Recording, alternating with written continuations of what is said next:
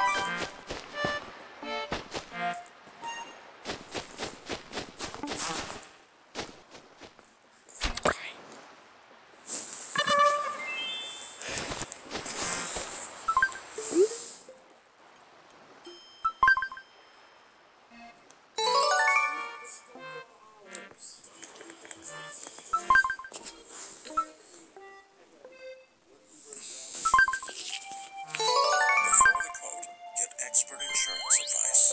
Talk to a broker first. Lars Sullivan. When I first saw this guy, I thought this is going to be the next drop. But after this week, I think this is going to be the next ride-in. You ever hear the phrase, the internet doesn't forget? Well, it's been proven yet again. When NXT call-up Lars Sullivan was outed this past week for numerous comments he made from 2011 to 2013, mostly on wrestling message boards. But first of all, whoa. Wrestling message boards? What a mark. On a message forum, he had the following exchange. A user wrote, "What's it with Vince hiring all these ex-pros? MVP, Ron Hillings, etc." To which Lars responded, "Now you're getting racist. Wow. Just wow." After the poster replied explaining that they were in fact black, Lars responded back with, "Oh, you're black? No wonder all you do is copy paste." He also later clarified that KFC is for lower class. And judging by their biscuits, he may be onto something. Because people in prison get better food. If I toss one of those things out a window, I can get charged for manslaughter. What is wrong with y'all? You know, not that Popeyes is any better. Your biscuits are bullshit. It's like biting into rocks. Just less flavor. When not taking up what could be interpreted as topics of race, is sexuality. Philip Rivers, NFL quarterback sexuality also. Philip Rivers, crybaby bitch, and is extremely gay. Most of California, especially Southern California, is gay. Fits well. Hell, Philip is a gay name in of itself. I don't know if you could have a gay name. Like, do you think this is a name? Is oh, you can't even get that.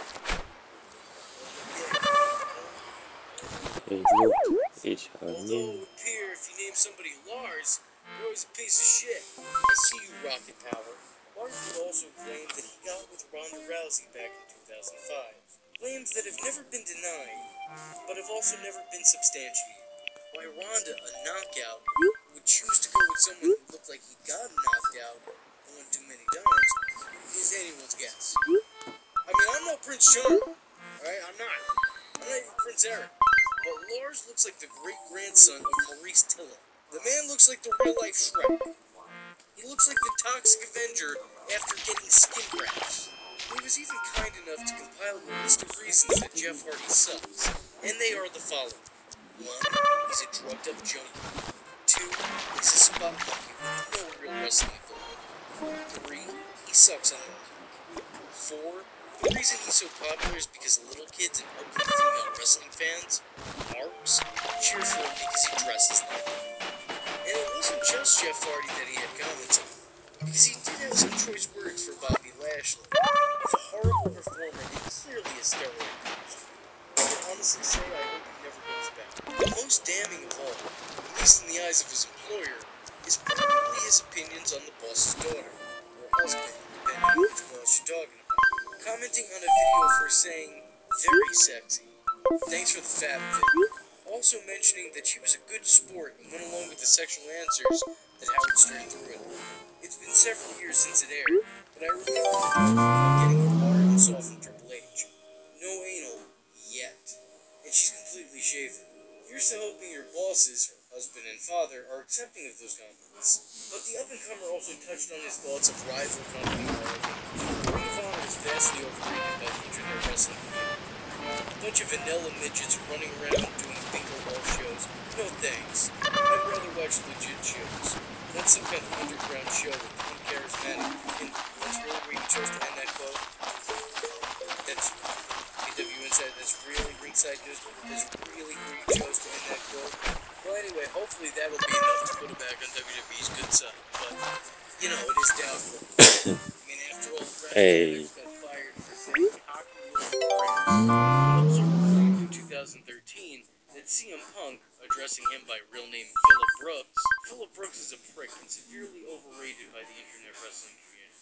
You know, I'm starting to think he has something against the name Phillip. Come to think of it, this might do it. That's the way I put it in your future employer's ass. Join the club. This might make everything else you said just slip right under the roof. With all that he's said and done, I think it's a fair guess to say that he'll be rosters in the end. Lars, there's other ways of getting heat, buddy. You don't have to go on message boards. You've gone from potential Braun Strowman to Enzo Amore. So now you may be ready for me to get I'll ask you to drop your No. 9 o'clock, okay? Well, Lars clearly did say No. some shitty things. No. A lot. No.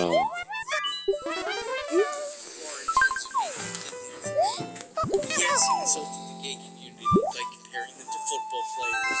Yes, he briefly alluded to things that potentially got a little racial. But the truth is that the majority of his comments date back to around 2011. The guy's only 30 now, meaning he was roughly 23 when making these comments. And while he wasn't exactly a kid, I think it's fair to say that he probably wasn't that mature.